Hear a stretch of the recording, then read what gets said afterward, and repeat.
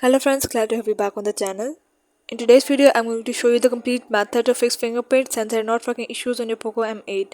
If this guides help you out, don't forget to like this video, subscribe to the channel and enable the bell icon for more useful tutorials. Now let's begin and resolve the issue.